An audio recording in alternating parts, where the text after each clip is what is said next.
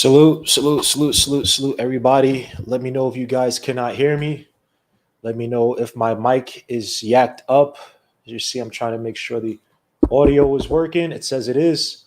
Please let me know if you guys cannot hear me. Salute to my guy, AB. You're in the building today on a Wednesday. Very odd day. I didn't have a weekly last week. Last weekend, I was very busy. Then I was out, so I couldn't do it. But I thank each and every one of you guys for being here. Please subscribe to the channel, hit the likes if you haven't already. But yeah, we have a few things to talk about. Now, last week, obviously, I missed out on the juicy CAA versus Nerlens Noel issue, or CAA versus Rich Paul issue, excuse me. So we clear, all right, man. Thank you so much, May 4th. Salute. But a few things that popped up, man. So as you see from the title, we'll be talking about, obviously, the Ben Simmons rumors.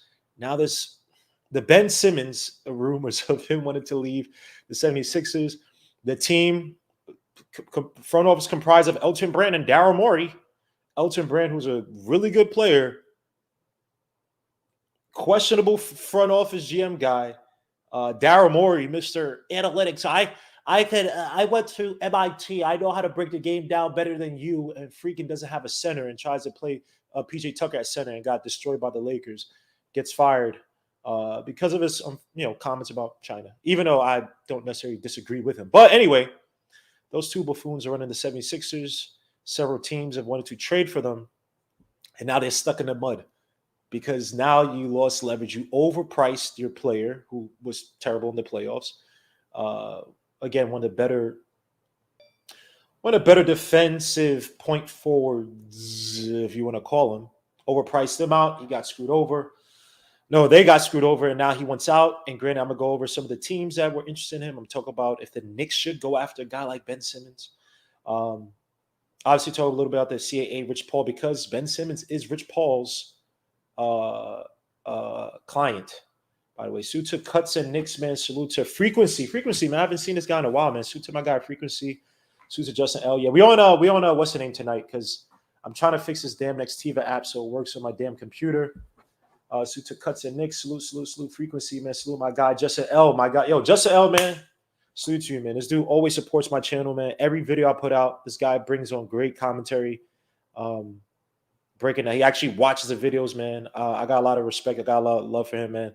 So salute to my guy Justin L. Salute to Monta Dushan. Salute to my brother TL. Salute to Jermaine Sims. Salute to Be Civilized. Salute everybody. Eric Gonzalez says, "Daddy's back." This guy, man. Shut this. First of all, I apologize. So we're gonna talk about Benson. We're gonna talk about Rich Paul. We're gonna talk about RJ Barrett. Do you think that he's being disrespected? I do. I know people might come in and talk about this recent rankings I was up on Twitter of all places, but by NBA Central on Twitter, RJ Barrett came in 10th. And any random Knicks stuff, there'll be some Knicks stuff that goes in and out of this conversation. Salute to Not Zay, salute to my guy Old Head. Salute, Old Head, salute. Yes. And guys, if you haven't already, Dominic Hardy, salute. He said, "Ben, out of here." We're going to talk about it. If you haven't already, please check out the video I put out, not yesterday, even though I want you to check that one out too. It's about like 30-some seconds long, just talking about RJ Barrett and his development with Drew Hanlon. I put Christopher Brinkley. The reason I put Christopher Brinkley, I was looking at Christopher Brinkley video while I was posting the RJ Barrett, and I literally confused the two because I was actually watching a video of like D'Angelo Russell working with Chris Brinkley. I apologize for that. That is definitely Drew Hanlon. I changed the title. I apologize for that. Mr. Jackson, salute. Greenhouse, salute. But before we get started, glory, Man United. Glory, Man United. We sing glory, Man United. The troops are marching on. Manchester United gets Ronaldo back, a.k.a. well, not El Phenomenal, but part two, Mr. one of the greatest football players of all time. Come on, let's be serious. You know what I'm saying? Salute to my guy, Ronaldo. Welcome home. Marbury's home, but the good Marbury. You know what I'm saying? Salute to Ronaldo. I can't wait to see you next weekend, sir. Play against Newcastle. You just set the record for international goals this past game. I think it was against Ireland, the header in like the 95th, 96th minute. Yeah, I just wanted to say, welcome home, sir. Just welcome home. Just welcome home. Ronaldo! Ronaldo. All right, let's get to basketball, man. Let's get to basketball. This guy, look at this jerk. Why you at a super budget? Oh, I want to talk about that too tonight at the end. I want to talk about the whole situation with the Mets and how I think that New York fans, man, I love New York fans, New York Mets fans, all New York fans, but we are too sensitive of a fan base, way too sensitive a fan base. I was very disappointed in stuff I saw online regarding our fans, the whole thumbs down thing. I'm gonna talk about it a little bit later. Suits Will Salkin. If you hadn't already, please hit the like, subscribe to the channel. But yes, let's get to it. So Ben Simmons, obviously, it's come out that he's not going to return to camp. He's not going to return to the 76ers. Essentially, he wants to leave the team.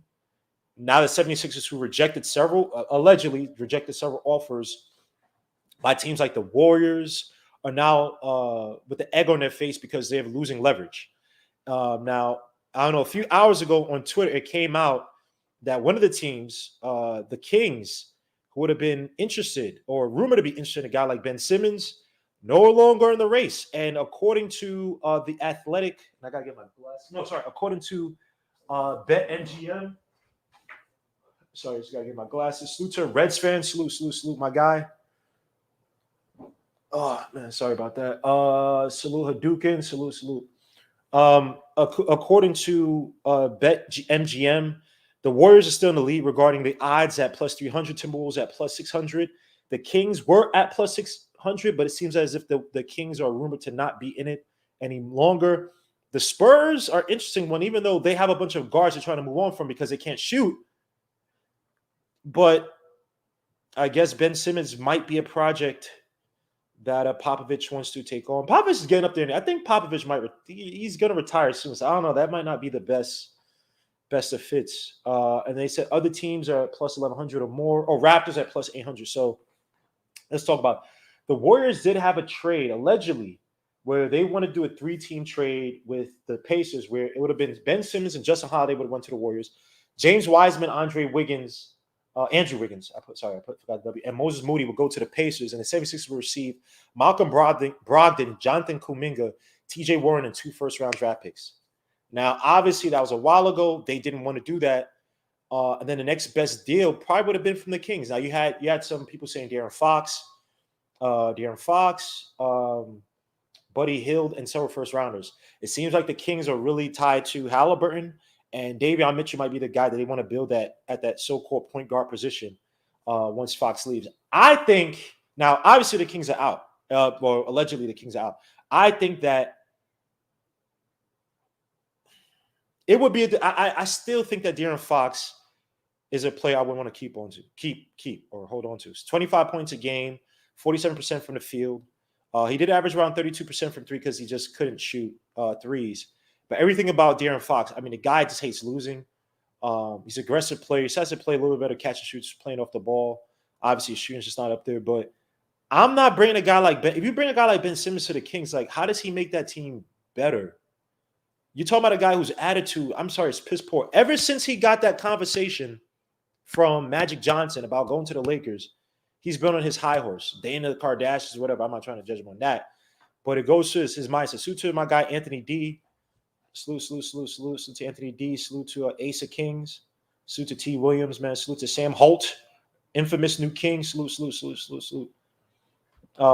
Ever since he went there, or ever since he had that talk with Magic Johnson, his head has kind of been in the clouds. Like he's not shooting. Obviously, so in the playoffs, he had some putrid performances. Obviously, the highlight was when he had literally Trae Young to be at the basket and passes it up. Trae Young at the basket, you 6'10", 9? And you pass it up because you saw Trae Young. Now the guy comes out, since last season, or since the end of last season, he was like, rumors he was not answering calls, whatnot. And then B put on this cryptic message online talking about, he's worked hard his game. He's heard the boos before. That the fans have to do better, and he tried to take it back. It's too late, Embiid. We know that you've had issues with Ben Simmons. Say what you want about Embiid. Say what you want about Embiid sometimes, or in the past he wasn't taking his fitness too. But he's a dog on the court. You can never sit here and say you're not getting 110% from Embiid on the court. Now, in terms of fitness and stuff like that, and eating, and before that's maybe I think he's got a little bit better from him eating sandwiches and stuff on the court. Ben Simmons, I'm sorry, he's not one of these elite guys. And let me say something about this too, because he might be stuck. He wanted to go to one of these LA teams. Now you got the Warriors who still might be able to who still might trade for him, but the Warriors in a weird position because are the Warriors truly trying to win now, or are they trying to build for the future? And he's still got Draymond. He's not. That's not that $100 million contract. It's not a tradable contract. Or if I want young assets back, I'm not trading for Draymond Green. So you have Draymond Green and Ben Simmons on the same team. And first of all, personally, I don't think in a clash. Draymond Green is we have a hierarchy here. Ben Simmons thinks he's God's gift to the earth until he has to make a shot in the clutch. They both can't shoot, but at least Draymond Green works within that system. You bring in a guy like Ben Simmons. People say, "Oh, that team." How are they going to play with? Are you going to have Curry, Clay? Hopefully, is coming back. Draymond, Ben Simmons. You're going to go run small. You could, but you got two non-shooters on the floor.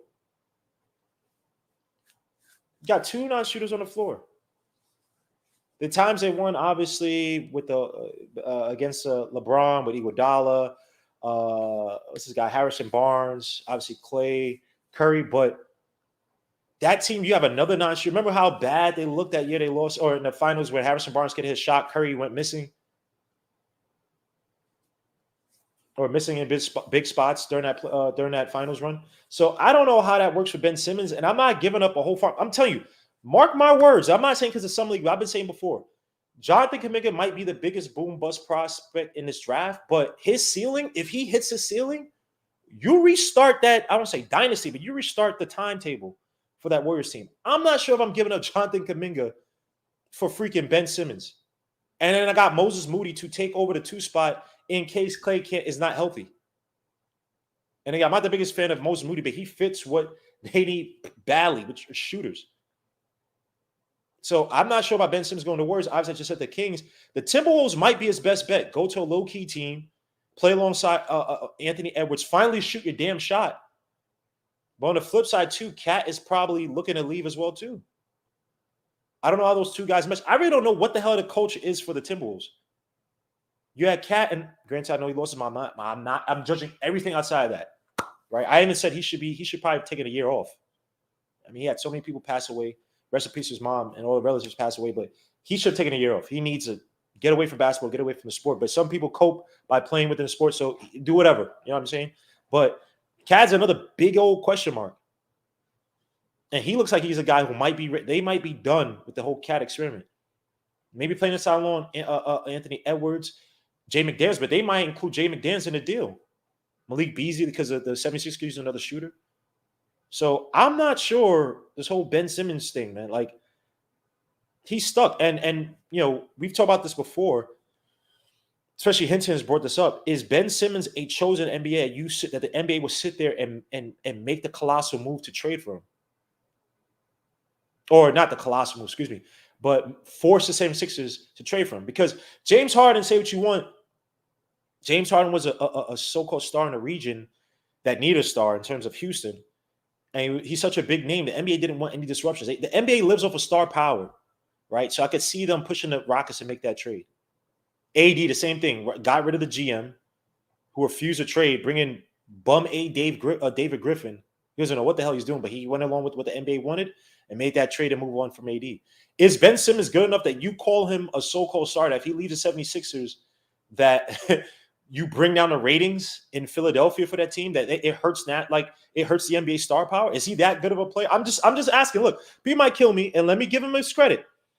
Ben Simmons, 2-time all-defensive NBA team, 2019, 2020 all-NBA, 2017-18 all-rookie, 2017-2018 rookie of the year. I ain't taking it away from him. 3-time all-star, leader in NBA leader in steals 2020. And even last year, people were saying, would he have been? Because they're saying he's one of the best two-way players, but he got exposed in the playoffs. This is a guy who just does not want to. And I saw him take a shot in a summer workout. So will the NBA push the 76ers to make that trade? They might be better off, the 76ers.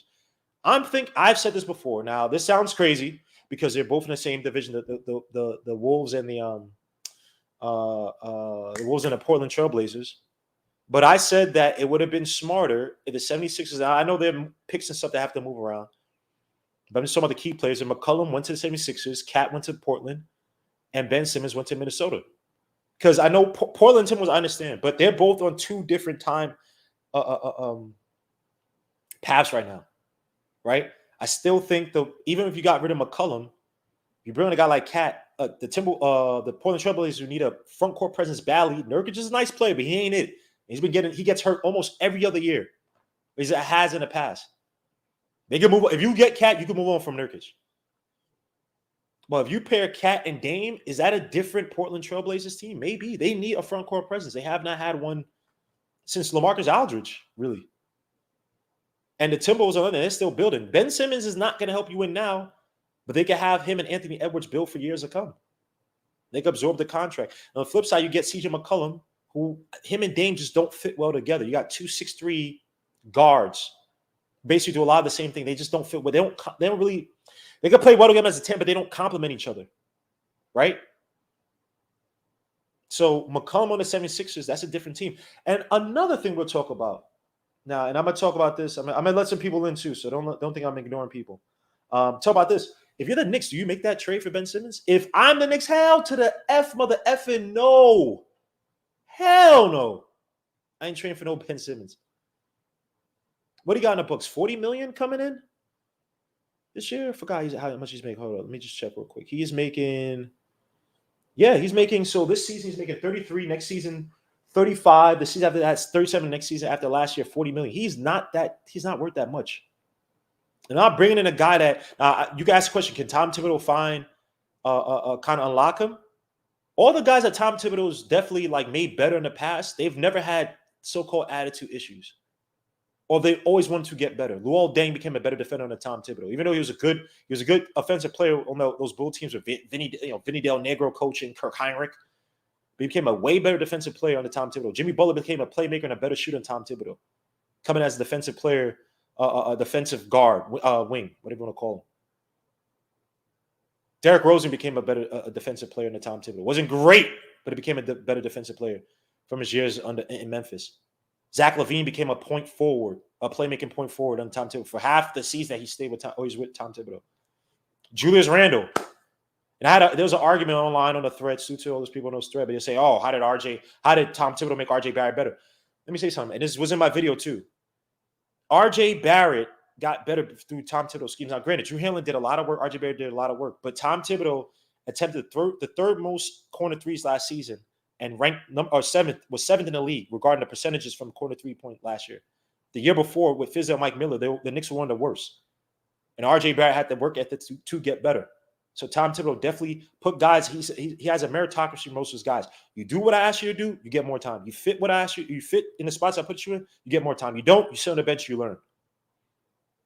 Julius Randle, a guy I did not want on the team. I will be the first to say it. Now I'll take it back I'll take back what I said because he improved. Julius Randle got on a second All-NBA team. This is a guy who couldn't pass out a double team to save his life. This is a guy who had no awareness on the court as a point forward under Fizdale and Mike Miller, despite putting up 19 and 10. Ben Simmons come to the Knicks. This does not fit us, bro. I'm sorry. Right now, the Knicks are in fertile ground. We don't even have the pieces to give up him. So if you're going to make a trade for Ben Simmons, you got to give up the whole farm for him. And he's not worth the farm, bro. These guys getting ahead, and we're going to talk about the Rich Paul thing too. These guys getting ahead, they think they're God's gift to the earth. These guys come in from AAU, wherever it may be, from college, NBDL or NBL, LSU for freaking not NBL, but LSU. Play how many? 8 games or whatever you play at LSU? Think that God's gift to earth, never want to get better. And now 76ers are stuck with that albatross contract because I don't know if any teams in the West can trade. I would not trade for Ben Simmons. Sorry. It's not worth it. I know people talk about star power. Not all stars glitter the same in New York, bro. We had a lot of so-called stars come to New York, and they flopped. A lot of them were past their prime, but a lot of these guys flopped. And we're further out ground right now, man. RJ Barrett for how, and this I told to my guy Hadouken. I said RJ Barrett, his best ability is knowing that he doesn't have an elite ability. And all he does is work maniacally on his abilities or his so-called, I won't say it's not lack, but his so-called lesser than elite abilities. What did I talk about RJ Barrett working on this summer? Acceleration, deceleration, shooting off the dribble, because Drew Hanlon pointed out those are 2 targets that he needs to work on. And all this guy's been doing is been working shooting off the dribble. Not all he's been doing. If you watch that little clip I posted online, suit to Drew Hanlon, that's go obviously follow him on Twitter. That's what RJ Barrett's been doing. The acceleration, deceleration. I haven't seen as many clips, even though he is working on his right. All he does is work on his Julius Randle shooting 1,000 shots a game. Ben Simmons, I don't need that lack of work ethic from him. Let him go to Kardashian. They got his head bigged up. When he goes to Minnesota or whichever team he's not getting a spotlight. He's growing a beard. He's losing hair. Then he'll probably simmer down with the cockiness, man. Because I ain't taking no damn Ben Simmons on this team, man. Suta Smart Hoops, man. Suta Andrew K. Please go visit my guy Smart Hoops channel, man. Very insightful brother. Suta Delano, still my brother, man. Salute. Andrew K. Salute. Delano said, I hit the yes. Please hit the like button. Subscribe to the channel if you haven't already, man. Please. I got more and more videos coming out. Suited Knicks for life. He says that Knicks cannot trade for Ben Simmons right now. They wanted to. None of the recent signees can be part of the trade at the moment. Right. So, right. And on the draft picks can until what is it, the 30th or something? I can't remember. But even I'm just saying theoretically, I'm not making a trade for Ben Simmons. Period. Let me say you did say that.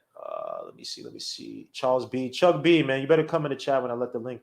Yes, suit to my guy, man. Delano still. Thank you. Say hell no. Yeah. It's not even just shooting. His work ethic and his attitude to the game is the worst. It's the worst. I've seen guys like him before. They were called Isaiah Ryder. And Isaiah Ryder was a better offensive player than freaking Ben Simmons. He had more natural talent scoring. I would say he had more natural talent for his pound for pound. Yeah, I would say that. Pudge nice. To my guy, Pudge nice. Salute. Maybe let me see. It depends how you use Ben Simmons. He can easily play Simmons, Roses, Giannis, and LeBron. Let me say something. As much as I complain about LeBron James, and LeBron James had duds in the playoffs, LeBron James is here. Ben Simmons is here. Peak LeBron James, peak Ben Simmons. At least LeBron James, even when he couldn't shoot, and then, when the year they lost to the Mavericks, when he worked Olajuwon that next coming summer, and he got his button to post, at least he made himself to be complimentary to all his teammates. Guys like Mike Miller, guys like Shane Battier, all the shoes, knowing that those guys were able to create, and knowing that he was basically the orbit on that team in terms of the defense will collapse on him if he got his button to post. He worked to make his team better. Ben Simmons is not. Outside of his own individual talents, he just has not. I'm sorry. Said Ben Simmons going to the Lakers. Well, you tell me how they're going to make the trade, man. Maybe next year? And someone called, some agent got mad and called those guys a LAARP. Those old bodies. But, yeah, I don't know, dogs. I ain't trying. He's stuck. He is stuck, man. He is stuck. Crazy. And suit to my guy, Joe, man. I'm going to let the link up in a few, man. I just need to get this off. Brad, you have to get along with your team to be successful. Yeah, he thinks he's God's gift to the earth, man. Jet life for life. Salute to my guy, man. Jet life. That's currency for any of you people who listen to hippity hop. Yes. Suit to you guys. Jay Boogie. Suit to my guy, Jay Boogie. Suit to my guy, Hinton Murphy. Yes, please get the likes up, man. I'm just saying, I'm not training for Ben Simmons. I'm not training for that dude. And then we're gonna talk about this too. With the whole Rich Paul thing, because Rich Paul is his agent, and Rich Paul is under fire right now. Rich Paul, I'm no agent, but Rich Paul, I don't know if you're giving him advice to ignore the team and whatnot. But here's the thing, my guy. You should probably be in better conjunction between you, Ben Simmons, and a team to facilitate that trade behind the scenes. Now, again, your boy, what's the name, is kind of both Daryl Morey and Elton Brandon kind of like, Larry Curl and Mo, even though I don't know who the Mo is, the third person. But you just lowered the leverage that the team had. Now that they want to move on, and if the NBA wants to force it, now you're going to get lesser parts for it. Rich Paul, your record right now is not looking too good. And here's what I'll say. Now, there are rumors that they may want to move Tyrese Maxey as well, too. Now, allegedly, Tyrese Maxey was taken off of a charity event in Philadelphia. And then you had Kendrick Perkins, who's basically these people in the media get me. I'm disgusted. But Kendrick Perkins is like basically Rich Paul's butt. Like he's trying to like cape for these dudes. Talk about, oh, he didn't do this, blah blah. And if he did, it's like dogs. Let me help you out. Charity events should be if you're because I'm not. These guys have a lot of NBA players do great work behind the scenes. They do great works, even when they're in the baggy jeans or that stuff. That's why I hate the dress code because these guys are doing great works behind the scenes, regardless of whether they try to dress like Ludacris or freaking Ghostface Killer, right? You taking them off of a charity event, allegedly. That's terrible PR. That means that you're only in it because of you're playing for the team. Now you have Tyrese Maxey in there, Rich Paul. You want these. Think about that, how this may affect potential players in the future. I don't want to sign Rich Paul free agents or players to my team because of this issue, right? And someone made a good point. I was reading this article by these legal experts talking about the whole Rich Paul CAA issue, and they were saying that even as an agent, you vet the you ask the player, like, how they put it. I don't want to butcher it, but essentially you say how the agency is great for the player, but you also have to see if the player is great for the agency. You're talking about obviously Nerlens Noel and Rich Paul, right? And Rich Paul, I'm just saying with Rich Paul, bro, you've been taking some L's, man. Now I'll say this: there is definitely a very interesting proxy war between the CAA and Rich Paul. Because when I was reading this article by these legal experts, they're basically saying like it's going to be really interesting. All the agents right now, like waiting behind the sidelines to see how this 58 million against Rich Paul versus 200K from Nerlens Noel. And Nerlens Noel, they said that he's most likely going to lose it, right? Because the onus is on you. But they went through the courts and stuff, the NBA PA, which is like they want to make this known. Now, again, I'm not saying that I notice, I don't. But if CAA has pushed or Leon Rose has pushed Nerlens Noel and say, hey, we'll give you a decent contract, we'll give you a good contract. Even though I think Nerlens was probably going to get paid in a free market, open market. But if you see guys like Rashawn Holmes, some of these other guys did not get paid that much. Maybe the market was not that great for him. Maybe like, look, we'll sweeten up if you go and take this to trial, or you bring this to a court. You're going to lose, but we need you to put as much bad PR on Rich Paul as possible. And let's be honest, Rich Paul is probably only going to be as powerful right now as LeBron is home. Because, yes, Rich Paul came from CAA, and then he hired, I forgot the guy's name, he hired that guy to be the face of CAA after they try to bring the Rich Paul rule, which I think is effed up, by the way. They tried to bring the Rich Paul rule, didn't work. But Rich Paul's under a lot of fire. Even though if you look at his the amount like his basically his leverage, his power, the amount of people signed to him, he's like number 2 in total. Is he number 2 in total earnings out of all of his clients? I believe so. Hold up. I'm gonna go to his own hoops hype. Yep, he is. Rich Paul is number 2 in salary, excuse me. At 370 million. Right above him is Jeff Schwartz at 447. Below him is Austin Brown of CAA at 264. And in terms of agencies, obviously he's third, 438 in terms of salaries. CAA is 689, and then Excel Sports is 608. How does this affect Rich Paul? Now, I liken Rich Paul. There are 3 guys two agents that I liken Rich Paul's situation to, because I think he's going to win this. But again, you're talking about how much dirt can CAA, how much dirt can Leon Rose put on Rich Paul, right? And obviously, you talk about the Marcus Morris thing that happened a few years ago. Even though Marcus Morris says not on Rich Paul, but it just sounds way too fishy. Maybe they're going to give Marcus Morris a little bit of something on the back end. Obviously, it's Nerlens Noel thing, and I'll say it's about Nerlens Noel. And this is, people got mad at me when I talk about Kevin Knox. When you're in the NBA, it ain't about you being a kid no more. Like, I'm not talking about you getting better. Maybe you put up bad stats your rookie year. It's all about you getting better. It's all about you being an adult fast. No one's gonna look out for your money, Nerlens Noel. Like, I'm not a Rich Paul fan, but I'm on his side regarding that's on you. You left your agent to go to Rich Paul, and they say it happens all the time. So Nerlens Noel, you're stuck. You're stuck with that because you got the thumb injury, whatever. Obviously, you didn't get the big money. But all this right now is just basically dirt being pushed upon Rich Paul. And this Ben Simmons thing does not look good on Rich Paul. And I like him to 2 agents, right? One guy is Scott Boras. Scott Boras is like the top agent in all of baseball. One of the top agents, right? Growing up, is Scott Boras. And he was a guy, he's basically got his players at top deals. All his top players are top deals. And he got my bum Mets to sign Philip Humber to a big deal. This guy was holding out, and Philip Humber was a bum. He did throw a no-hitter for the Chicago White Sox, but he was a bum. Came from Rice University. Bum. And I think could we have gotten Verlander that year? Or maybe I think I forgot what year that was. I think we could have gotten somebody better, a better pitcher. I think we could have Verlander, but I might be wrong. Philip Hummer was a bum, but and everybody hates Scott Boras.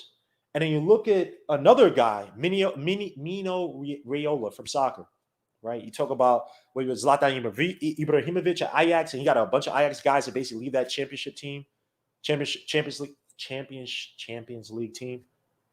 Paul Pogba, Manchester United, as well as what he did with Real Madrid, Balotelli at Liverpool. He has a very bad relationship with teams, but he gets his top players signed. They love him. They swear by him, right? So Rich Paul, when I look at him, is he going to be one of these pariah kind of agents? I think in basketball, is a little bit more mafioso, man. It's a little bit more mafioso. I don't know if he's going to have the same, because you also got guys like Mendes too in soccer too. But these guys, once they get the big clients, everybody runs to them, right? I'm not sure the same thing with Rich Paul. And I looked at some of the players that are signed to him. I have like a list over here. And I'm gonna let some people out. I'm just trying to get all the topics out. So once I let you guys in, you guys can just kill it. I can just sit back and just command things. That's how I'm gonna run the show from now on. I'm not ignoring anybody. I see everybody's name in the chat. Let me just get to the names that are under Rich Paul. I thought I posted it on this. So he has guys like John Wall, LeBron James. John Wall was actually highest paid too. Crazy, $44 million.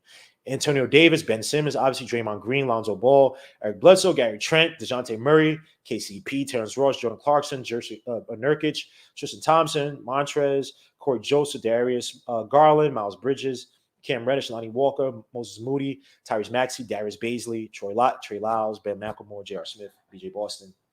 Actually, another interesting one. Scotty Lewis from Florida, and Jericho Sims with the Knicks, right? And not saying it's not an impressive list. I'm just saying for Rich Paul, he has to start treading lightly because he has a lot of darts and arrows coming his way. But on the flip side for the Knicks, now I wonder this. If they got Nerlens well paid, now you do have Reggie Bullock saying that he was happy to go to Mavericks, even though I think that Mark Berman kind of poisoned the context with which he said it, right? I don't think he was saying it to Ish on the Knicks. I just think he's like, it's a no-brainer. I didn't get what's it by the Knicks, a contract by the Knicks or whatever extension, whatever new contract. Can this be a marketing ploy for the Knicks that, hey, if your other agent screwed you over, we'll bring you over and give you a little sweetener? If you swear by, like the next big thing will be, look, if Jericho Sims starts developing the Knicks, does he switch away from Rich Paul?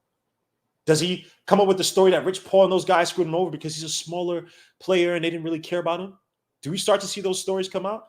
Do we see players literally leave? And obviously, they're more than two agencies, obviously. But is that a market employed by the Knicks to get guys who are maybe not the top of free agents, but these Class B, Class C type of free agents come over and say, hey, look, you got screwed on this contract. Say a little something and we'll sweeten up the deal a little bit. Maybe a 1 or 2 more millions, 3 more millions goes a little extra way. Do we start looking out for players like that? Because it seems like we have in terms of getting some other guys paid. And you talk about the young guys too, because it's really guys get drafted anywhere, and these guys switch teams back and forth. But 2020 is coming up. There's a lot of talent coming through that pipeline. I think next year is going to be weak. Even though I will say this, look out for Nikolai. I'm going to butcher his name. Nikola Jovic, Serbian player. And Suta Draft Junkies, by the way, really a great channel. Go subscribe to the channel, Draft Junkies. And he made a good point that stuck with me. He's like, yo, Serbian players, for some reason, they always make good passes. I was like, holy crap, that's actually true. Serbian players do make really good passes. But Nikola Jovic, I think it's Jovic. Look out for him. I'm not saying he's going to be a star or anything. That's another guy to look out for. He's going to be in next year's draft. I think he might be nice. He might be a little under. He might actually get drafted in a lottery or whatever. So the next year's draft, I think, is going to be a little overrated. Like Banchero and stuff I'm not the biggest fan of. Paolo Banchero. And freaking, what's his boy's name from Gonzaga? Chet Holmgren. I'm not the biggest fan of. You got Jaden Hardy. But check out Nikola Jovic. Please check him out. But draft is away. But I'm just saying, in terms of how we attracting talent, is that what we're wanting to build? Will it backfire on us? Are we playing a dirty game that could definitely backfire on us if Now we have allegations against Leon Rose, or people become disgruntled. Just wondering how this proxy war, how it fits out for the Knicks, because the Knicks, especially how the CAA, CBA is constructed, I don't think we're getting any major players like that. But if you get some of these Class B, Class C guys, unless we're winning, unless we're in the Eastern Conference Finals, and we could try plays that way. But I think we're gonna have to start playing a dirty game. It's gonna be a dirty proxy war to acquire talent on the Knicks. And then I did have the player list. My freaking document is so long, pause, that I had all the stuff down here. Then we're gonna talk about RJ Barrett as well too. He was on top 10 lists. Talk about why RJ Barrett is so divisive amongst the fan base. You have people disrespecting my son, RJ Barrett. So the reason the guy was that thing is because during the bad years, everybody had their so-called ugly ducklings who they wanted to be good, and they had all these excuses. When you're team of misery like we were a few years ago, we still haven't got out of the mud, but your team of misery, everybody loves their lovable losers. Say, oh, they like to fantasize about, oh, we did this and this with that player. The Knicks would have been such and such, right? Frank Ntilikina, Kevin Knox, we do it all the time. DSJ, Chuck, even though we didn't draft him. We do it a lot with a lot of players, and RJ Barrett comes through. He's highly touted. Obviously, on the surface of it, good. Efficiency-wise, last year he was bad. He starts to show a little progress here and there, and it's like, and it's like we stay true to that one. It's like Cinderella, right? RJ Barrett is Cinderella or whatever, and the freaking Kevin Knox and DSJ and freaking Frank Ntilikina, they're all like the ugly sisters, right? And they all think that they're better than Cinderella, and they're really not. But it's like we sit there and we ish on RJ Barrett. So my own Twitter, I ain't gonna say his name, but Suits guy, I got a love for you. But he was like, Buddy Hield is better than RJ Barrett. No, he's not. No. Buddy Hield's not better than RJ Barrett. So I just want to ask, why is RJ Barrett so divisive? And another question I want to ask in my video, and I apologize for not putting this or doing it, fleshing out a lot better on the end of my video, was, is RJ Barrett the most important playmaker on this team? When you look at RJ Barrett's game, when you look at guys like, look, Randall, I think Randall's going to average more assists next season. It sounds crazy I'm saying this because I'm saying RJ Barrett is the most important, but in concert everything, when you look at how teams are going to play, they have a scout report on Randall, and it still remains to be seen if Tom Thibodeau and Randall will adjust to how the league will probably start playing him next season or this upcoming season. Evan Fournier, I think, is a hired gun in terms of he's going to be more of a – he's going to play on and off the ball. I'm not sure if he's going to have that high – and last year he didn't have the high of the usage, or his career doesn't have that crazy high of usage. I think last year was 28. He had 28% usage. The Celtics or the Orlando his last year, I can't remember. But I don't think he's going to have as high of a usage as, say, a guy like RJ Barrett. I think he's going to come in to score, make buckets versus be a playmaking, facilitating playmaker. I don't think that's going to be his job per se. Even though he's going to dabble in it. He's going to be able to do it, which does help our offense. I'm going to make a video on him as well too. Kemba Walker, his knees are finito schmito, or it's starting to get finito schmito. I still think he's going to be able to. He's going to flourish in the pick and roll. But again, you're talking about a guy who's they're going to have to control his minutes. He's not going to be able to create like he has in the past. My hairline is effed up. Oh my gosh, I got to get a haircut. I got the freaking Balrog haircut hairline. Then you talk about IQ. He's a scoring combo guard. I know they're trying to expand his facilitating, but that still remains to be seen. Derrick Rose getting up there in age. So is RJ Barrett, we talk about the present now and the future. Because again, RJ Barrett basically shapes what we do in the future, what trades we make, how we build around this team. If RJ Barrett can't reach a certain plateau, do we start all over? Do we make a trade at a loss to just get rid of that, try not to pay him and then try to rebuild from there? 2022 draft's not the strongest. Do we try to build through the draft? You're talking about Tom Thibodeau, another year, Tom Thibodeau. And if we make a step back because RJ Barrett is just not that type of player, he takes a big step back and he's projected to not be that type of player. Now you're resetting with a win now coach in Tibbs, who probably could have been like, okay, RJ Barrett take another step up, nice incremental step. Now let's get him to Jaylen Brown and make the year after. Because then they have to also decide, do we want to pay RJ Barrett, right? Does RJ Barrett, is his playmaking and his two-way ability, does that dictate the development of, does it dictate the Knicks' future? Now, you can say about most important plays, but when you think about it, RJ Barrett, outside of Julius Randle, RJ Barrett, you need stars around. You can't just build off of one player in Randle. And even Randle, you can argue he's a number 2, number 3 player. RJ Barrett can argue he's number 2, number 3. But you have to build somewhere. So RJ Barrett, he's that number guy. So I'm going to let the people know I've been talking way too much. I'm going to go topic by topic. So he said, your joint, wow. Yo, screw you, yo. He said, yo, I got you, Legion, on fire. Yo, F all of y'all, man. I hate all of y'all, man. Please don't talk about Donda. Oh, please don't talk. We can talk about it after. I don't want to. That. Please stop. Please. By the way, Hitler, HWH, 8 by my guy Westside Gun. Do, do, do, do, do, do. Spoons, Mariota, Westside Gun, HWH8.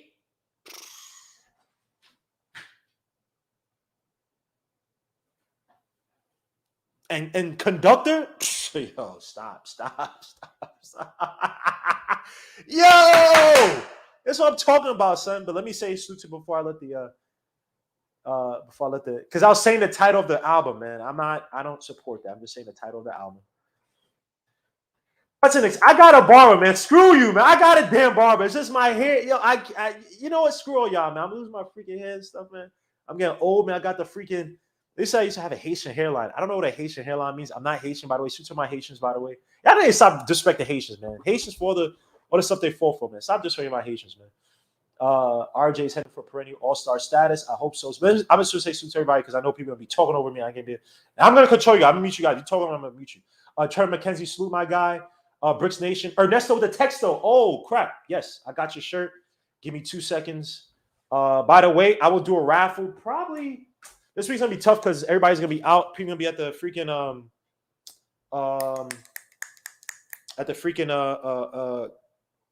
oh my gosh, the Caribbean Day Parade and everything. I might be out there for a little bit. But let me I might not do this week. I'm gonna do a raffle maybe next week. Hold on.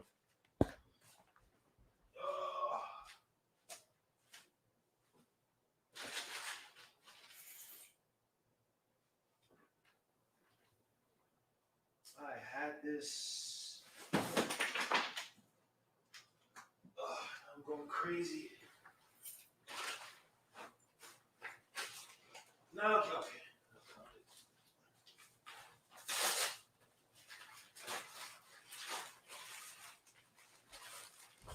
So, my good dude Ernesto with the texto, he sent me a Knicks shirt that I'll be raffling off, and I'm gonna put it right back in the plastic because I ain't buying no new packaging for this. But Ernesto with this Knicks shirt, I'll be raffling off. It is a size small. It's a big ass small. It's a big ass small. So please stay tuned as I raffle this off. Again, suit to my guy Ernesto with the texto, aka Bricks Nation. He sent me this beautiful shirt to raffle off, man. I appreciate that, man. You got guys who are sending me stuff to support my channel. So please let me know when you guys want me to do the raffle. I'll be doing a raffle. I'll be sending a shirt to a lucky winner. And again, we get my ish up to 4,000. But I say, give me 4,000 by like November, man. You know what I'm saying? Give me 4,000 by November. I'll do another raffle for a jersey. I might even do a raffle for tickets if you want to go. But you gotta let me. Come on, man. You gotta support the channel. Hit the like, subscribe to the channel if you haven't already. Stop being stingy. You know what I'm saying? Kerry Cox, salute. Eric Gonzalez, you want that shirt? Okay. Juve. Well, it's Juve and then the West Indian Day Parade. Why did I say Caribbean Day Parade? My memory is trash. So I have more hair than you. All right. Okay, you guys screw all you guys, man. Jay Boogie, if RJ doesn't bring his game this year, we're going nowhere fast. Is RJ gonna bring it? All right, so I'm gonna let Chuck in, who's an absolute hater. Salute to my guy Chuck. I don't know why he's wearing a Supreme hat, acting like he's live like that, but I can't talk because my hairline is probably the same shape as a freaking Brimmer's cap. So I'm gonna destroy every joke Chuck has for me before he says it. But salute to my guy Chuck. What's good? Salute. And Joe Madden in the building as well too. What's up, guys? How we doing? What's up? What's up? Chilling, man. Chilling. So talk to me about Ben Simmons. I already know Chuck wants to make the trade, and I already know who's gonna be traded for Ben Simmons. So guys, kill it. Take over. Are you trading for Ben Simmons? What do you think will come out of the saga? What team you think is gonna be traded for? Obviously, as you heard, Sacramento Kings said they're out of it, allegedly. You still got the Warriors, still got the Wolves. You know, talk to me about this Ben Simmons fiasco. Well, he don't have a choice, but he want to go to one of the California teams. Are you trading? Who are you trading for him? If you're the Warriors, are you making that trade? Yeah. How? Draymond. Simmons and Draymond? Yeah. Draymond ain't go. Draymond got a what? He got how much he had? $100 million contract, 4 years. I'm not sure how I would stagger. I think he has like 2 years left because didn't he sign that the year KD went to Brooklyn, right? And it was a 4-year deal. Did he sign it that year or did he sign it the year after? But I don't think there's only like 2 or 3 years left on it. 2 years. No, 3 years. 3 years. And I don't know. I think Philly wouldn't mind taking Draymond on. I think they take in Golden State might look and say, all right, maybe we can bring in a younger version and try and use him the same way we use Draymond and a younger guy. You know, try and get younger because, you know, they have Kuminga, they have Moody. I don't think a big trade for a vet yet is going to happen. So they're going to have to go the young route around Clay and Steph. So I think Golden State could be in for it. Obviously, if it's not if it's the right price, like I don't think they'll give up Kuminga or Moody or a bunch of picks for him. You have to, bro. Ben there's Simmons no way you're not giving me Kuminga. What leverage does Philly have? It's going to get ugly where he's not going to show up and they're going to have to give him up next to nothing because he's not turning up to camp, and all the teams know that he wants out. They have no leverage. Oh, that's true. It's like. And he's not James. They possibly could have had. They possibly could have had Kuminga and Moody, I believe, earlier this season when there was a 3-team trade being rumored with the Pacers, and they botched that. Like they should. How the hell you don't know this guy does not want to play for team when he's ignoring your calls from the first day after the playoffs? Like you got to be. Wow. I think they got leverage. Who the 76ers? They don't. Yeah, their leverage is having other teams outbid each other. But if they know if they know the NBA is going to pull a Harden, if they know the NBA is going to pull a Harden, that means that the NBA is going to push for a trade. So you could just sit back and say, all right, not say the lowest bid. The leverage teams are pulling out. Teams are just going to wait. Teams aren't going to go out and start bidding each other. Teams are just going to wait and see how desperate Philly get. And that's when the Knicks come in. I don't make a move now. I wait and see if they get desperate. But I think with the Knicks side, you have to pull off a 3-team. Because one, I don't think about money matches. We can't make that move until halfway through the season or around the deadline. And then 2 is like, what do we have that Philly will want? RJ and quickly. Ben Simmons. Gosh, this guy's such a hater. Yo, son. How was that hate? No. Yeah, making the team throughout better. Throughout the summer, this guy and how many assists quickly average? Like 8 a game? Every day. This guy, Chuck, was like, yo, good. The assist he made, like, he held the ball for 2. Bro, he was playing with bum A Reed Travis. No offense to you, Reed Travis, who was terrible in the summer. He's playing with a whole bunch of and freaking who's the dude with the freaking dreads? Wayne I can't remember his damn name. Like, bro, he was playing with not great players outside of him and Obi. And then Miles McBride, my son, and freaking Grimes, who struggled in the early part. And this guy was facilitating. You killed him in every game, bro. Like, can you just answer me this? There is a lot of. He was running a point guard, putting up 8 assists in a summer league. He's not going to do that in the league even. Close. No. But my point is that reads. He had my point was that he was at least working. Like Chuck was not giving him any credit for any. Like he was not giving no credit whatsoever. Yeah, there's no defense in the summer league. Yeah. Oh my gosh, Lord Jesus, this guy.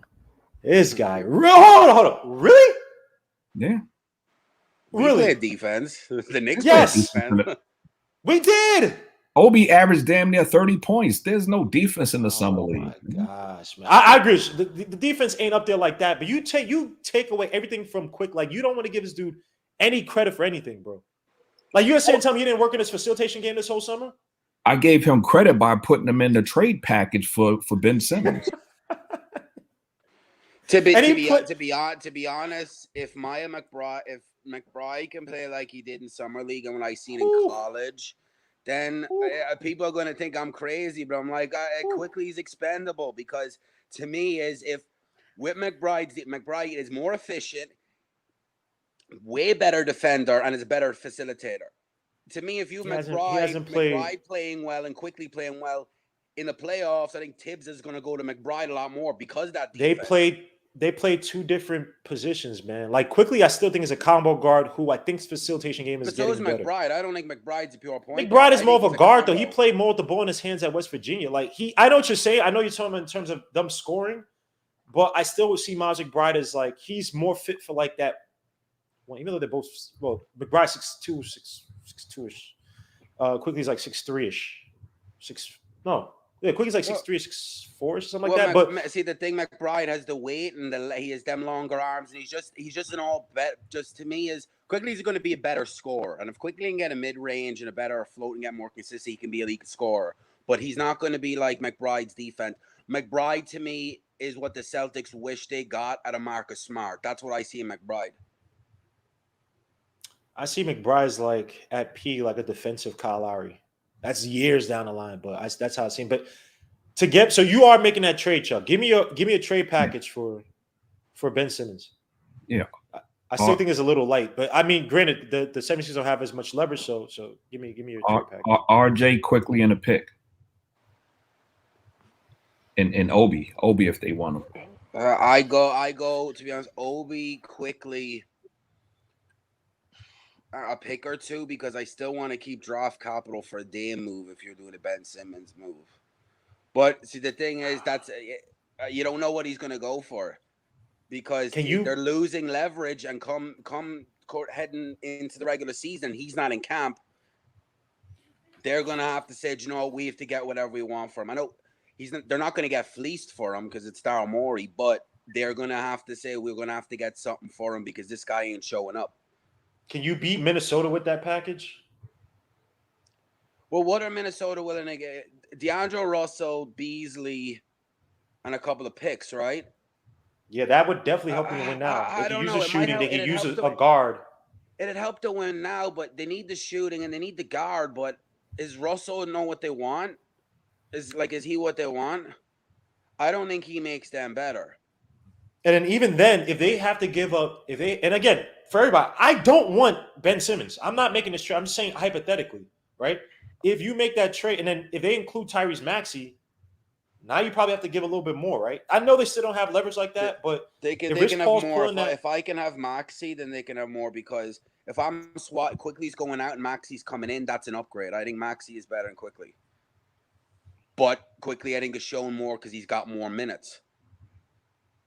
Hold up. Is RJ better than Ben Simmons? Because I'm getting confused here. I don't think RJ right now is better than Ben Simmons, but he's a way better fit for this team than Ben Simmons.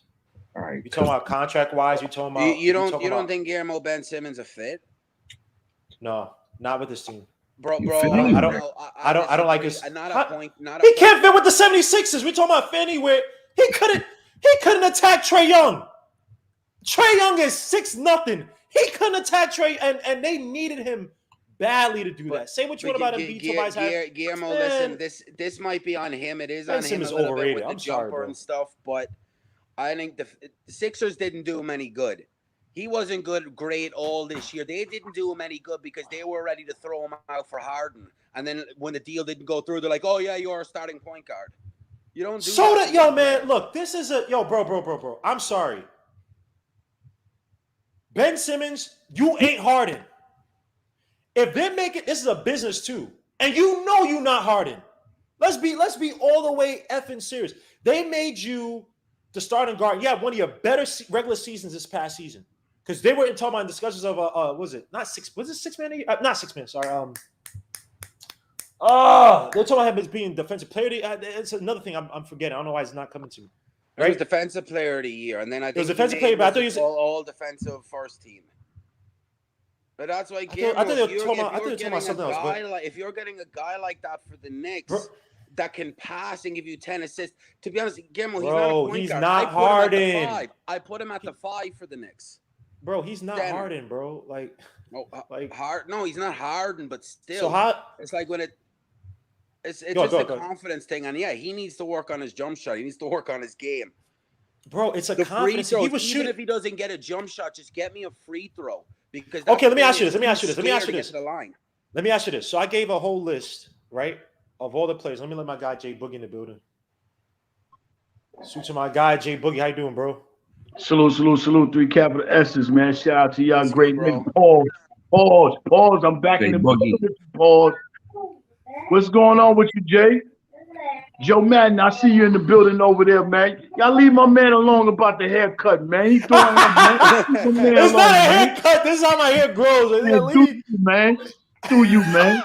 Pandemic is out there, man. I try to get a haircut for my sister's funeral, man. The man tried to charge me $35 and just did me a taper edge up. Didn't take nothing off the beam, man. Man, forget a haircut, man.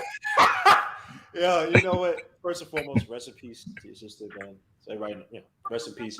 Second of all, at least your hairline grows symmetrically, like it grows respectably. This is God doesn't like me. This is garbage. I don't know what this is on the top of my head, man. But let me ask you, man, how do you feel about this Ben Simmons fiasco? Where do you think he's going? If you're the Knicks, again, I'm not making a trade for Ben Simmons. I don't want him to the Knicks. But would you make that trade for Ben Simmons to come to the Knicks? You talking to me? Yes, sir. I'm not bringing that dude over here. Did you see the last play when he passed the ball when he had a dunk and got mad at the referee for not attempting to call the foul? I'm not bringing that dude over here. I don't care what Philly do. Crash, tear your whole roster up. Team, let us get that spot, man. They on the downfall. It's over with, man. I don't care what they do, but we ain't going at the bench. We got a smart man up in our office, and I love what L. Rose is doing. Slowly but surely, he's building and sticking to his script, his plan. We do not need no Ben Simmons. You know what I'm saying? Only Ben I like is right. You know, guys, though, Tibbs is probably knocking at Rose's front door trying to get Simmons. He love him with that defense. I just think he's too much of a question mark elsewhere, man. Huh?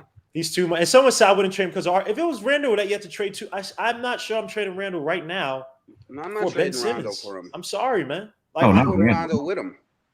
Of course not Randall to you, Chuck, because you just want to trade either IQ and RJ. You want to just put what would the Julius trade do to our organization? I thought we building a culture. Yeah. If the man takes a pay cut and we give him 117, and then you talk around trading them, come on, man. They're gonna laugh at us, man. That's not right and exact, man. That's foul. That'll kill the culture. That'll kill the culture. I just think Ben Simmons could play well off of Randall. I think he can't shoot though. No, but the Knicks got enough scoring. You put him at the 5, Guillermo. He'll give you enough defense at the 5. He's the same size as Noel. Yeah. And a better rebounder, better passer, and better scorer. You just need to get his confidence. Yeah. That to me it's a confidence thing, bro. And roll the dice. I think it's an attitude thing. I think he feels like, again, after that talk he had with Magic Johnson, he's been this he has an air about himself. Like he thinks he's above. I'm not sure if it's a confidence thing. I think it's a thing where his head is so big, he thinks that he doesn't need to improve that. Because think about this. Embiid plays an inside-out game, right? Sometimes he does play on the outside, but it's dropped compared to previous years when he was chucking a little bit too much from outside. He plays inside. The confidence that you have is that you have an open shot. When they get the ball to Embiid, he gets double teamed. You have the open shot, and you have the ball in your hands. What is his usage? Probably like high 20s. You're the playmaker. You make ish happen, and people giving you space. Where's the confidence coming from? I just want to like his attitude. I just want to know who his trainers are and who's his people around him that are telling him this. That is like, oh yeah, you don't really need to work on it. Kardashians and Rich Paul.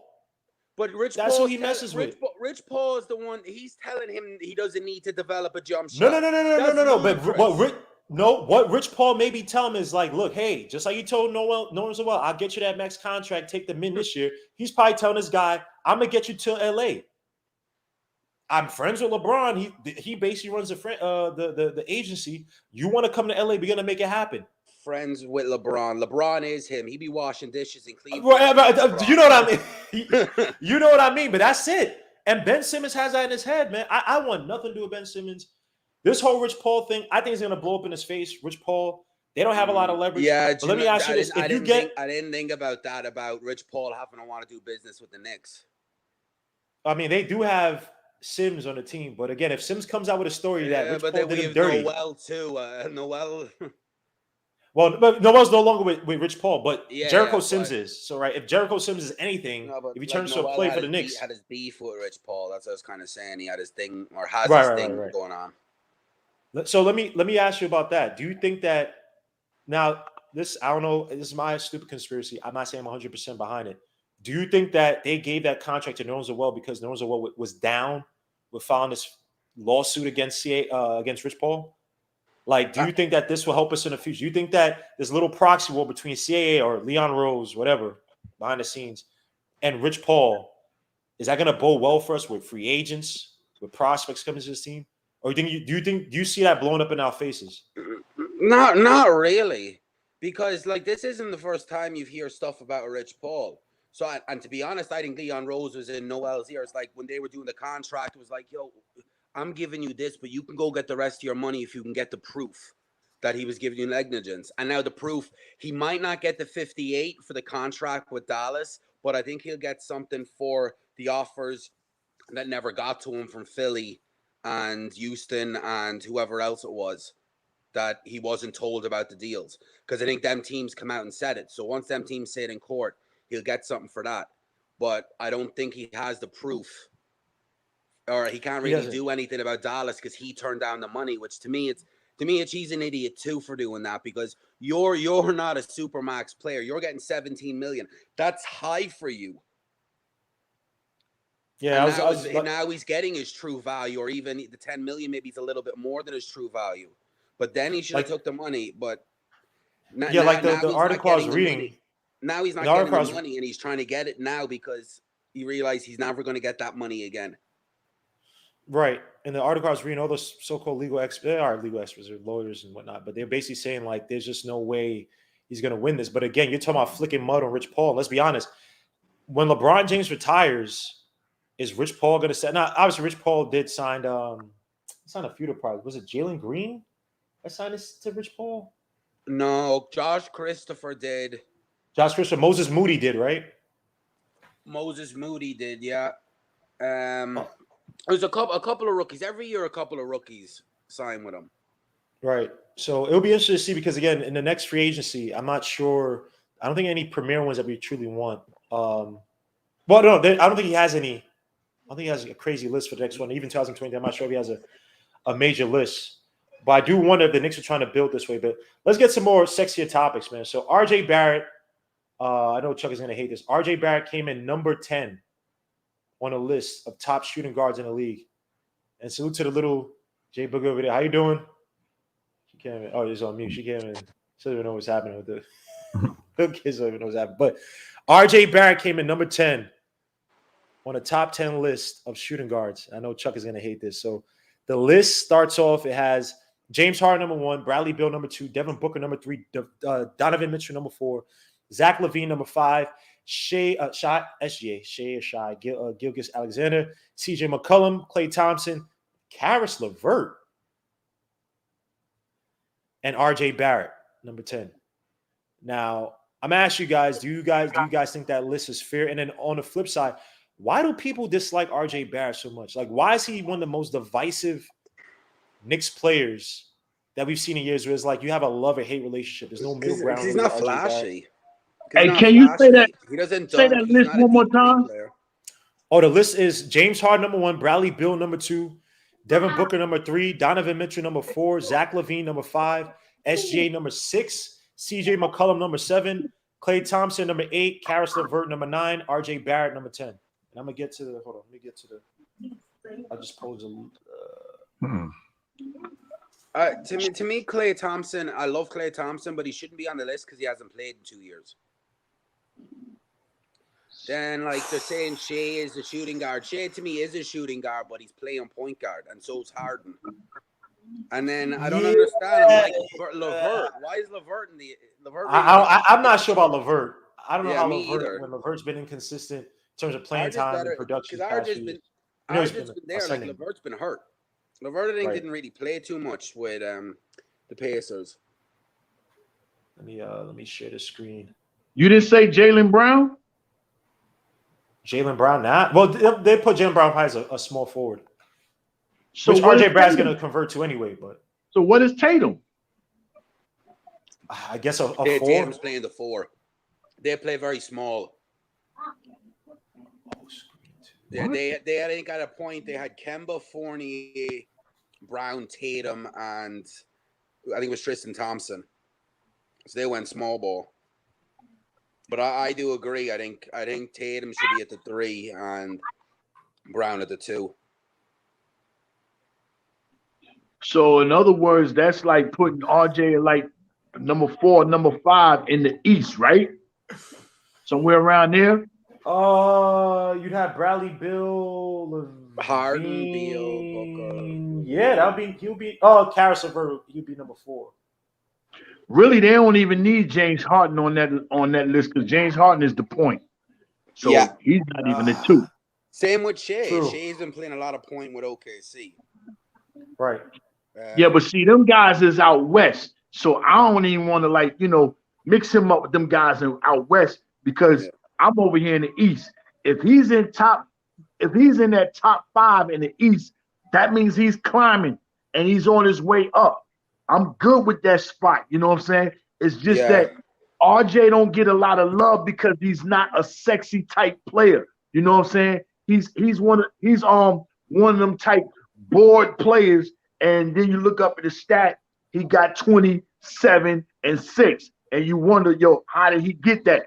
I didn't see him do anything. You know what I'm saying? He's just not a sexy player. But if RJ developed his game and start giving us that 21, 22 and back to that 8 and 7 and don't fall off, because he was giving us that one time, but he fell off. If he keep that going up, then we can do some things. I believe we're going to go as far as what RJ going to do because Julius already said that he can, carry the torch, but I need some help. But RJ got to get his game up, man. But I'm okay with RJ being like 4th and 5th shooting guard in the East. Yeah. I think that's a fair spot for him. And that's actually good when you think about the other shooting guards in the league. Mm-hmm. I think top 10's respectable. And I think at some point he's going to make a jump this year. So do you put him, I asked a need question to make before. I posed a question. Do you think he's our most important playmaker this season?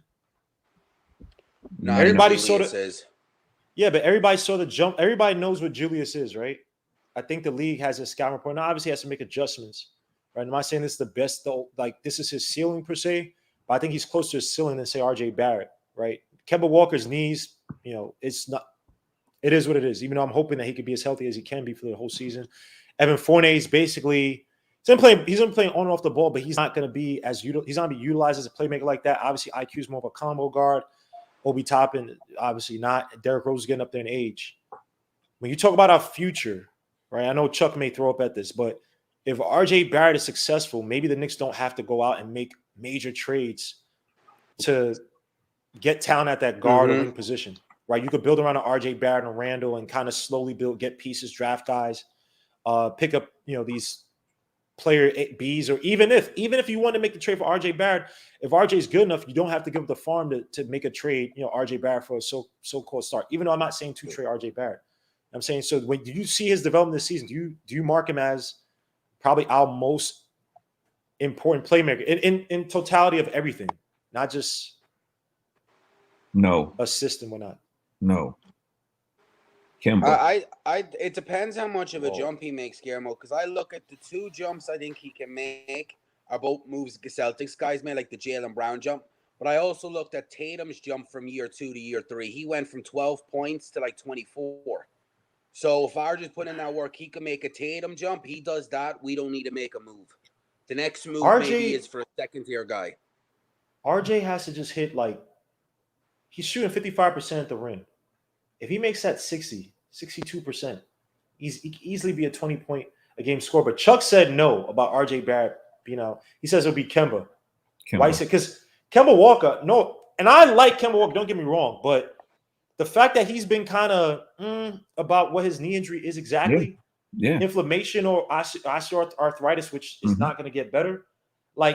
You can't get that explosiveness back. Once that issue's gone, the freaking cartilage is about done. And he could not explode last year in the playoffs for the Celtics. He couldn't explode last year, really, period, after the injury started. Yeah, he was hurt last year in the playoffs. I think he just, if he comes in healthy, I think he was just hurt most of last year. But it doesn't get better, he didn't get bro. time off between the injury and the bubble and the season. Again, that's true. But but here's the thing, though. When you have arthritis in your knee, the time you need off is to strengthen the muscles around it. It doesn't heal up. It's just you're just strengthening all the foundation around it. So it's only going to get better to a certain extent that the rest of your muscles can control and hold your knee, your joint, your knee itself, and control take a little bit of pressure off the cartilage. So it's not going to get better. Sorry. It's not going to get better. Like, oh yeah, I had an injury, I'm fully healthy. You know what I mean, like he's not going to ever be that. And I'm not even trying to hit him, but this guy says it's going to be. That's not going to get better, but I think Kemba's smart enough. Like he can adjust his game around it, where he can do a little bit more shooting or a little bit more off ball, which I think he's going to do. He's going to be more, because I heard a guy talk about the Celtics, and he said with the Celtics that they try to use him a little bit more like step backs and stuff, but it was straining his knee a little bit too much because they hated when he went to the basket, so they tried the step backs.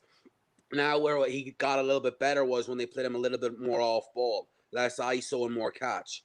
So I think because we have enough of, you don't need him really to have the ball in his hands as much, because you think about outside of Mitch, our starting four, you Kemba, Fournier, RJ, and Randall. All of them can facilitate. All of them can average close to 5 assists, and some of them more. So I think we have enough of facilitation that it's not going to be on Kemba. I think Kemba's just going to be trying to get buckets. But Chuck said that he's still going to be – he's our most important playmaker. So I agree with you. I've been saying that Kemba Walker is shooting off the ball or playing off the ball. His catch and shoots, especially on guard, were excellent last year. And that's what they did. They played him a lot off the ball. But in terms of with the ball in his hands, his free throw draw was like 22%. Like he was not attacking the basket as he has in years prior because of that knee injury.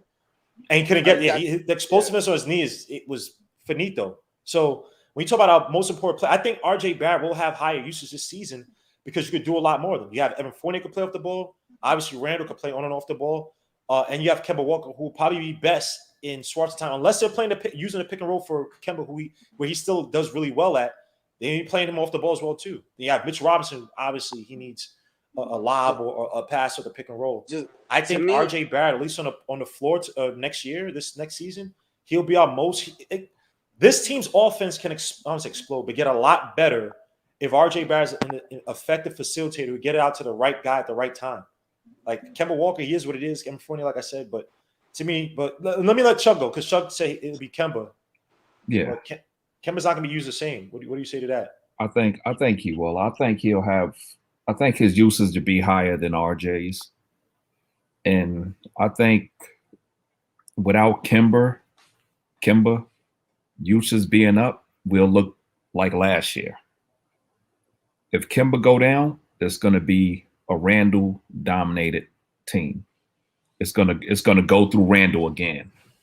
So it's either gonna go through Randall or it's gonna go through Kemba. I'm saying it's gonna go through Kemba. I don't think that's too much wear and tear on his knee, man. Like not wear and tear, but watch what I tell you. It's not gonna be RJ is gonna take. He's gonna take a step back.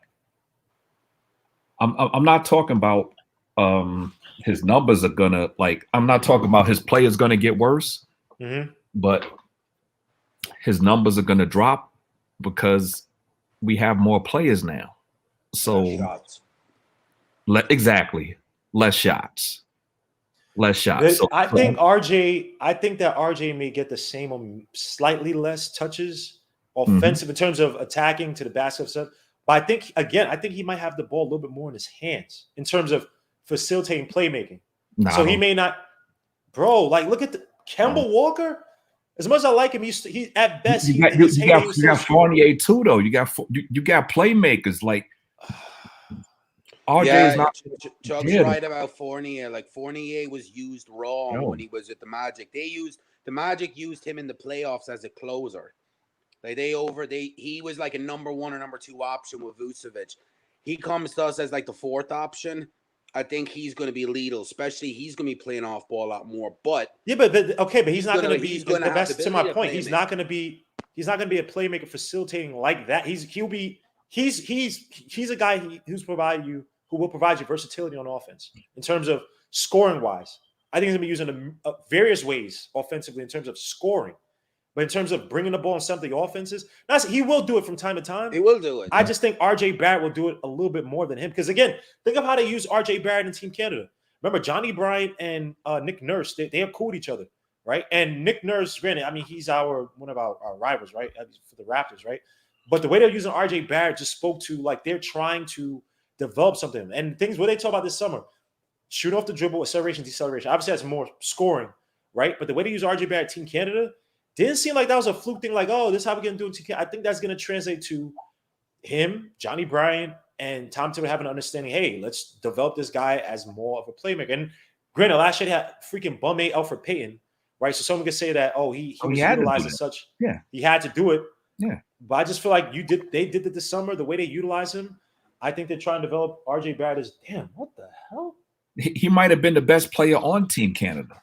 Yeah, that weather is brutal, isn't it? Yo, I'm sorry. I just thought a car hit something and it was just literally wind and yo, be careful out there. That was I know that's some storm that's been coming up the East Coast. He might have been the best player on Team Canada. So you can't compare those. But they didn't use Wiggins the same way as they use RJ. Wiggins was running alongside RJ.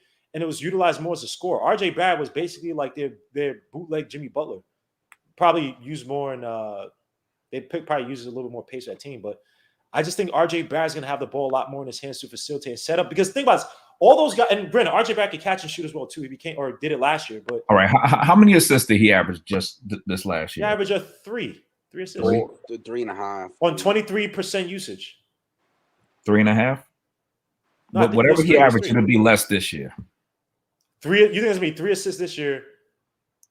He'll average less. It might be point something less, but it'll be less this year with better players around him. Chuck Stradamus. Please, please, yo, yes, Chuck Stradamus. Can I please provide the chat with your great predictions that. Your perfect prediction. Please, Chuck, don't kill me because I know Chuck's gonna kill me after this. Remember what you said about DSJ? Chuck, come on, you my guy. God. No, but you said you said. What did you say, I explained Chuck? that about 15,000 times. Come on, that's over. Don't his aid. That's terrible. Don't come to his aid. All right, Chuck, give me 3 solid predictions for his upcoming season. You said. Ours is going to average less than 3, like 2.5 assists. So you said 0.5 less, right?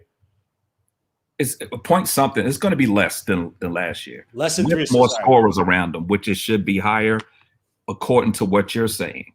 Right. Okay. But I don't see him with the ball as much this year because we have more offensive players on the team this year. So he's not going to – his responsibility is going to be less. So is Randall's. So I expect Randall's assist numbers to drop too. It's not just an RJ thing. It's going to be a whole team. Everybody's numbers it's going to be a spread. Nobody going to average 25.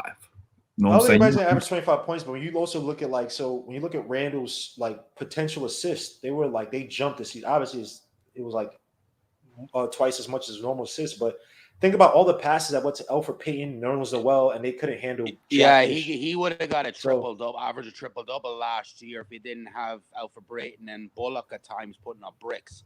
Where he would have got the rebounds from? He need rebounds to get triple-double.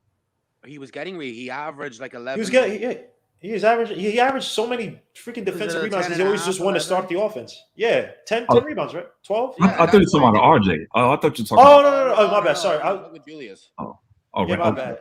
And that's why I think his assist numbers would go up because I could see that 2-man game he had working with Bullock. I could see him and Fournier be able to work that. And Fournier can do a lot more with it. He said with Randall. He said with Randall. Yeah, no, but I don't think the offense is going to run through him like that again. They're gonna have to at times because when Kemba's off the floor. Yeah, and I think they're gonna try and use Kemba a little bit less. I really do because I don't see them coming in and putting 30 minutes and letting him mainly dominate the offense. I could see it a little bit more in the playoffs, but not in the regular season. You got to remember, Rose dominates the ball too when he's in there. Yeah, that's true. Yeah, but he oh no, doesn't There's no dominate but with that. Randall. that's unfair because Rose last season kind of had to, because even our bench, if you look at now, we had one of the better benches in the league term scoring wise, but obviously a lot of that came from Rose. But if Rose is not in those lineups, bro, our bench looked like trash. Remember that game where Randall was like he tried to get some rest and they brought in Obi, and I don't think Rose was in there for whatever reason. I think he was out because of the vid, whatever. And yo, bro, and they had to bring Randall right back in to close the game because what's the name made a run. Like that bench should be better this year, but I don't think Rose is gonna dominate the ball as much as he did last year. Yeah, well, that bench is going to be better because I have a prediction maybe by trade deadline, Derrick Rose might be traded because I think Deuce is going to take that job. I think Deuce is going to shock people and be like, all right, where Tibbs is no other option but to play him and give him minutes. Yeah, but Deuce is not going to get the amount of minutes, and I want Deuce to play, but he's not going to get the amount of minutes to prove that he could take over Derrick Rose. Derrick Rose in the running for the $6 man a year last season. Deuce ain't touching that. That's not going to happen again. His numbers. Joe. No, but what I'm Joe. Last year. Joe. Derrick Rose do something that Deuce don't do. Attack the basket. Yeah, that I do agree. But Deuce does something Derrick Rose doesn't do, and that's play defense and is a better shooter. So I think that might play a factor. It all depends how things shake out because Deuce is going to get time where Rose is out. You're talking about a cheap contract, relatively cheap contract. What he did last year off the bench, like that, you can't. I know what you're saying. I get what you're saying, but you can't replicate. Are you going to get that same production? You may not get the same exact production, but if you gave me 80% of that off the bench, with an improved Obi and IQ, I'd take that any day of the week. That's still great production for a bench guard to come and give you that. But I'm just what I can see with Deuce. I just think Deuce is gonna Tibbs is gonna have to force. He's gonna have to force somebody to go on the bench, and I don't think it's gonna be quickly. I think McBride he's gonna be forced to play minutes. He's gonna be forced to play minutes, and that's why if he's forced to play minutes, that's why I say Rose or Quickly are expendable. Quickly's already on. Nah, Quickly. Let me let it. I don't want to see Deuce. I don't want to see Deuce on the floor. And the reason why I say that because if Deuce is on the floor, that means somebody's hurt. Deuce is not supposed to be able to take Derrick's spot or Kimber's spot. The only way he gets on the floor if one of them is hurt and he's a backup for one of them in front of him. You know what I'm saying? Point blank. You know, we real deep. The bench is deep. We should have the best bench in the East, period.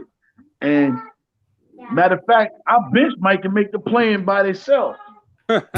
That's true. Oh, who the bench is out in the East? 76ers got what? Shake Milton. They I gotta look that. I don't know all the benches in the East, but that sounds. I gotta look. Brooklyn have no bench. Milwaukee have really no bench. They lost a lot of depth this year. Man, for real, ain't nobody messing with Rose, Quickly, Burks, Obi, and whichever one of them centers you want to put in the game. Nobody messing with them. In the East. What is it? Bro, I just think Deuce is going to force Tibbs' hand. It's going to be like he's too good not to play him. He did it last year. Quickly done it without a summer league. Deuce had a summer league. Quickly went in when DSJ went down. Quickly went in and took the job. And the next week was backup too. Or was playing backup point guard till they got Rose. So I'm saying you got to also showed out in summer league. If he can show out in the preseason and come off the force the hand. He can't come in and do. Derrick Rose is still able to live off like spurts of what he had as a superstar or a big time star in 2011 with his speed and quickness. You there's no way you're taking what and I like Deuce a lot. Deuce ain't doing what Derrick Rose and when you talk about coming to the bench, granted the offense is gonna be better, but Derrick Rose can give you buckets in a pinch. When you're down 9, 10, 11 points. And it's the fourth quarter, third quarter, whatever. Derrick Rose and he did that all throughout last season. Be able to attack offenses, get into the paint, be able to score at will, take his guy one-on-one, draw defense and kick it out to Obi. And Deuce McBride is not able to do that. So that trade didn't happen. I'm just sorry. That trade didn't happen. I'm just saying it's a possibility. Something I could see. Yeah, but it was an easier role for Quickly to, you know what I'm saying, to step into the lineup and get playing time because nobody really was in front of him. Now you talking about all these guys is here. Deuce is not supposed to get in front of all these guys. You know what I'm saying? And Quickly had it easy. If he came in there and played a little bit of basketball, he was supposed to take some of that spotlight. But We talking about Peyton and all them guys, man. Quickly wasn't supposed to take the job either, because when we drafted Quickly, we talked about Quickly being like 14, 15 man. No, but I'm not talking about him taking a job. I'm talking about look at the people that was in front of him. Some straight bums. He had opportunity to come step in and show his showcase because he had bums in front of him. And who else was hurt too? Jay Boogie. Burks was hurt for a while too. Burks was out, so we had DSJ was hurt, so it ain't like he outplayed. I mean, DSJ was not going to play anyway. I know what you're saying, but DSJ gave him his jersey, man. Yeah, DSJ. And y'all said I can't. Hold on, y'all said I can't use DSJ, but Chuck is still using DSJ. No, because he said it was bump. I know he wasn't talking about DSJ. He was talking about Peyton, but DSJ was a bump too. Yeah, DSJ is funny. Is DSJ? Does he have a contract right now? No offense. I'm not trying to make some no. Nah, him and Frank are going to China. Yeah, right. Yeah, and then that's how good our history has been. And you have Kevin Knox joining them next year. Oh, Hadouken! Can you show your face? Why is he on the team? Why is Kevin on the team? I don't know, bro. You tell me. Yo, look. I don't even care about Kevin. We got dogs.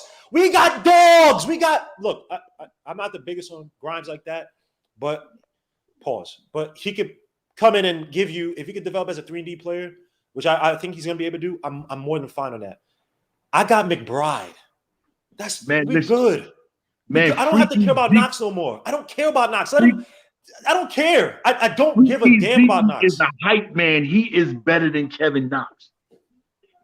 Yeah, who'd you say was better? Freaky Zeke is a hype man. He's better than Kevin Knox. Get him up out of here, man. 300 NBA players in the league are better than Kevin Knox. Oh, I can't, bro. I can't. We have to get a legit wing. I know people try to say RJ Barrett. I wanted Trey Murphy so badly, but Knicks got to start getting into the wing game again. These guys 6'9", 6'10", who could hit from outside and attack the basket. But you have to be available, because that's the problem. That's now, true. Guillermo. It's like we are too good. We still have holes, but we're going to be picking these holes in the draft or trade.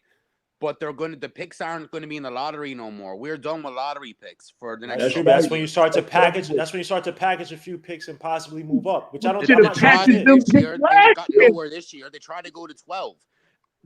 I believe allegedly. I believe, Guillermo, they probably tried to get to 11 for Book Night. When Book Night went to 11, I guarantee they were on the phone.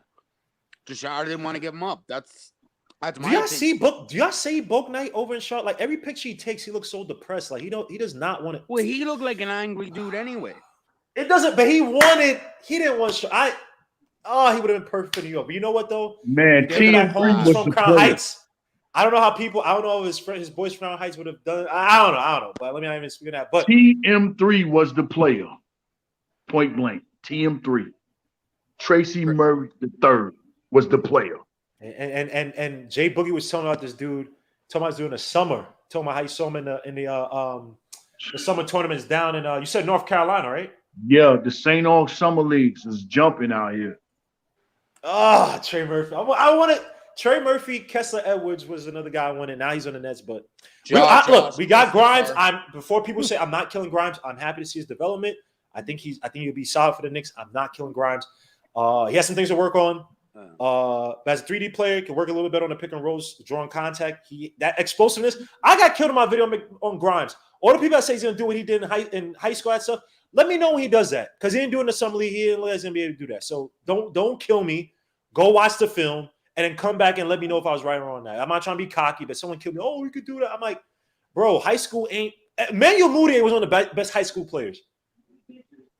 Where's he now? That's all I'm saying. So hopefully Grimes can kill it, McBride, whatever. But last but not least, since everybody that asked for free come on the show now wants to come on this damn show so damn late, I want to talk about, now this is slightly outside of basketball, and this has to do with my stupid team, right? Look, I gotta say something, man. New York fans. Which one? My Mets team. My Mets. Oh, okay. Oh my God. Y'all gotta, look.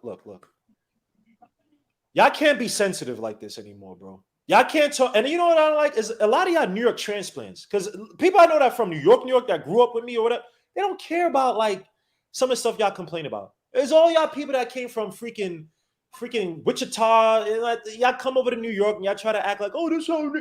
Yo, bro. So the thing I'm talking about was obviously Javier Baez and Francisco Lindor putting the thumbs down because they were mad that people were booing them, right? Here's what I say. I'm not against booing. You could boo the players, whatever, as long as you're respectful, whatever. But if a player wants to react to you, you can't sit there and get mad. Just because you pay a ticket does not mean that the person playing cannot have emotions. Like, I don't like that. And I got in these stupid Twitter beefs. It's like, oh, you don't understand sports. No, I understand sports. But I'm from an era where it's what Jesus said, doing to others as you're doing to yourself, or you're doing to yourself. Or the Hammurabi Code for all your Babylonians out there. Eye for an eye, tooth for a tooth.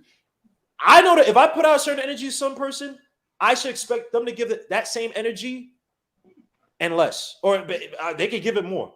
So all that stuff about, yo, you should be able to, no, bro, if you want to sit there and boo Javier Baez, which is your prerogative, whatever you feel like, just don't be mad if they do that stuff back. I feel like New York fans, y'all got to stop that. Y'all think because y'all pay people, y'all can spit on them like I did in the playoffs against Trae Young. Honestly, guy, if Trae Young, I wouldn't mind him going to the stands and punch whoever did that, because it's one of y'all little trust fund bums who y'all spit on somebody. I don't like my own spit. I don't know how people could, when I brush my teeth, that's the most disgusting thing. I don't know how you can spit on somebody, bro. Like, you should, I'm not a gangster, but you get punched in your face for spitting on somebody. Even worse.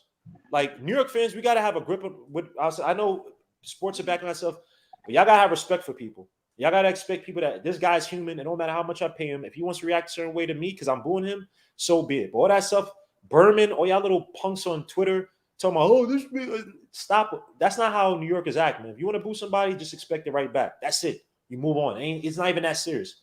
But I don't know, Chuck. I don't know if Joe, I don't know if any of you guys have seen this. Chuck is a Cowboys fan, so they don't have any class whatsoever. But I'm not really sure if you guys Star Spangled Banner. That's the Eagles. What are you talking about? Do the Cowboys got class, bro? Yes. Oh, say can you? That Cowboys not doing anything this year anyway. But Ethan, suit to my guy Ethan. I don't know what Ethan's doing. Cam Newton. Come on. So he got cut. He got cut.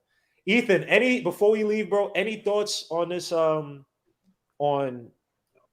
Ben Simmons? If you trade for him in the Knicks, any thoughts on RJ Barrett's ranking as the so-called number 10 guard in the league? It suits my guy, Stafford Don. I feel like the Ben Simmons thing.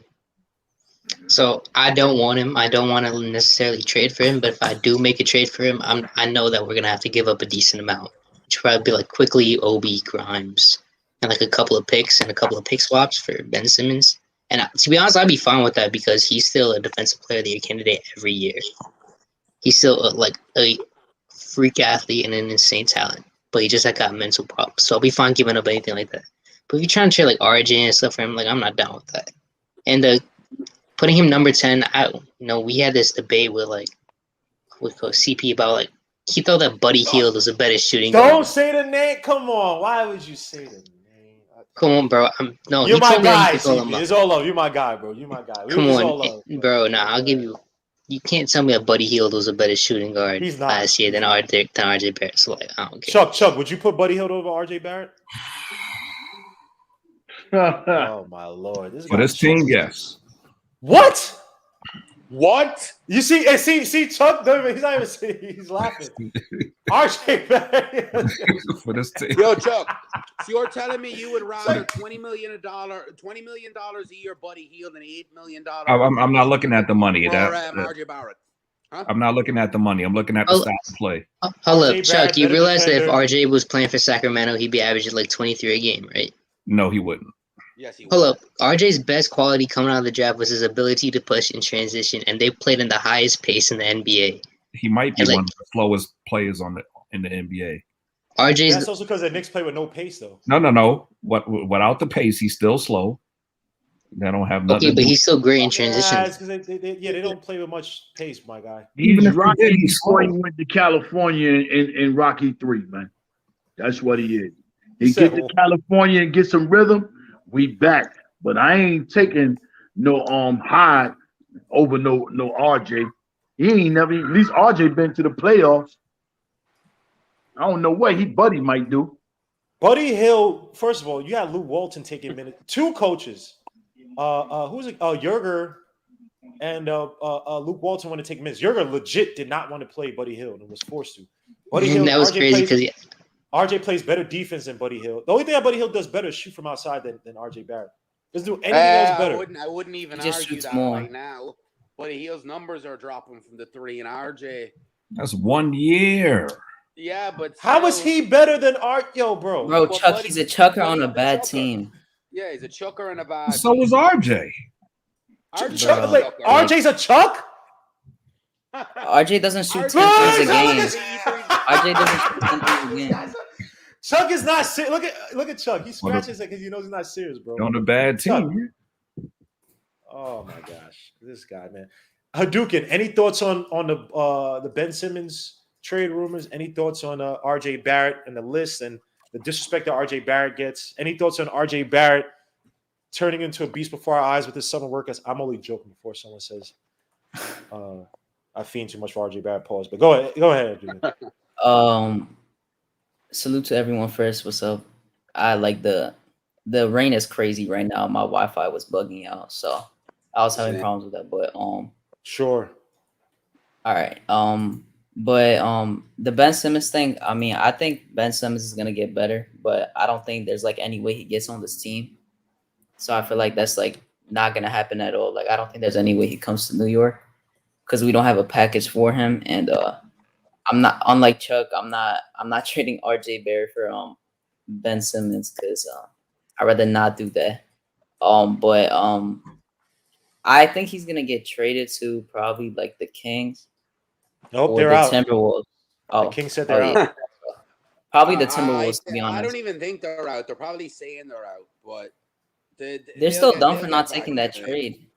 That trade they're draft going to night. give up Halliburton and Fox and picks for Ben Simmons. That's just the Kings right there.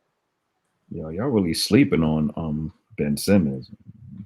How I'm are we not sleeping on Ben I want him. Simmons? Nobody's I want him. sleeping I on want Ben him to put him at Simmons. 5. I want him, but I'm not giving up the house for him. Well, Like, why I would do you that. So put wait, him hold at on. the So do you 5? think that Ben Simmons would do better on the Knicks despite the fact that he had Embiid and even at least Tobias No. Harris around him and couldn't do anything? Not He'll sorry, shoot. not say he couldn't do anything, but couldn't get past the Hawks. And I think they had a better team than the Hawks. The Hawks probably had better, more offensive So power. that whole series came down to him. No, it's not that it just came down to him, but he had his lack of production hurt them a lot. And, He was and- a zilch in fourth quarter. He was nothing in fourth quarters. He barely shot in general. he took he played hurt. 2 shots in all the fourth quarters of that series. 2 shots. all right. Something happened because he was fine in the playoffs. Something has had to been said leading up to that series, or there had to been an argument that screwed with his confidence. Because you don't go from being aggressive and being that good of a player all year, and then you go into the No, Eastern but Conference Finals and your Joe- confidence is shot that you're even afraid Joe, to even take here- a layup or a dunk. Joe, when you have put like this, when you have a deficiency that you've been able to skate away from it during a regular season. What happens in the playoffs against teams with decent coaches? Remember what happened with LeBron in San Antonio? What they tell, back away from LeBron James and force him to shoot. And many games, LeBron James looked inept on offense against Kawhi Leonard. Didn't the Hawks beat us too? Like I'm confused here. No, Yeah. the Hawks. Um, Yeah, but the Hawks beat us. But At least Oh, Philly okay, gave hold us on. a series. you telling me that you just praised Ben Simmons? how did So RJ now look Ben versus the Simmons- Hawks? How did RJ look versus the Hawks? Now He didn't Come look on, great. man. But RJ didn't have freaking Embiid and freaking Tobias Harris. He didn't No, have no. guys Curry. around him. We're not Seth talking Curry. about who he had. We talking about how did It's he not an look. individual. It's not. Hold on. Are you literally now- okay? Are now. you literally gonna say okay? If I ask you this, Chuck. You if I saying it's ask not you- individual, but you blaming the individual. No. Okay, so I'm who's saying- better in I'm the saying Hawks take a big series? chunk out of it. I just said it's not just on him. But if I gave you this, Chuck, if I said it was Ben Simmons, Embiid, Tobias Harris versus Trae Young. What the hell is this guy's name? The freaking John Collins. No, not John Collins. What the hell is this guy's name? From where? Guillermo, The I freaking wouldn't shooting have guard who trusted- came from the I wouldn't- Kings. I wouldn't have Bogdan. trusted Philly Bogdan. anyway. Bogdan Bogdanovich I wouldn't have trusted and I wouldn't have Capella. trusted Philly anyway. Come on, Chuck. Tobias Harris and Embiid don't show up either. Like, yeah, Ben Simmons was bad, but they need to take some of it too. Doc Rivers has a history of blowing 3-1 leads, so you can't just all blame it on Ben Simmons. There's a history I did there. not know. Bro, you're way behind. I literally said 3 times, I'm not blaming it all on Ben Simmons. But I'm even going past it. I said, if I gave you 3 of the best players in Houston, I said they're leading their respective teams. You're picking the 76ers. Embiid and Simmons by themselves, you will pick those guys over Atlanta Hawks any day of the week. I mean, outside of us seeing it with 2020 vision, you're picking those guys to beat the Hawks 9 times out of 10. I'm sorry. Like, you're still going to sit and tell me that Ben Simmons and Embiid cannot, you would pick freaking Trae Young and Capella? No, you wouldn't. But it's not just Trae Young and Capella. They're I'm not like saying that, but I'm talking about your best players, though. They're deeper. They're like deeper. They're better deep. shooting and better all-around players outside of big two. Do you think so? When they were, it's Embiid, Simmons, and Harris. Then you have 1 or 2. Bro, Seth Curry averaged 21 points in that series. You had Seth Curry, you had Shake Milton. You also had Dwight Howard playing really good defense. You have Maxey who averaged 12. I'm talking about their depth. I'm talking about all their players. Like, you had in Matthijs Sabo, I know you can't score, but as a shutdown defender, like, you're taking the 76 points in that series. Like, you can't really say that. You can see the difference in chemistry when you watch the Hawks play. That's it. Their chemistry was way better. That has nothing. The Hawks had that chemistry for what? Yes, it did versus Philadelphia. Yes, it did, because most of their points was one-on-one. Chuck, I'm not denying you, bro. But you're talking about chemistry. Yeah. What the hell was that? That's I'm outside. not denying that.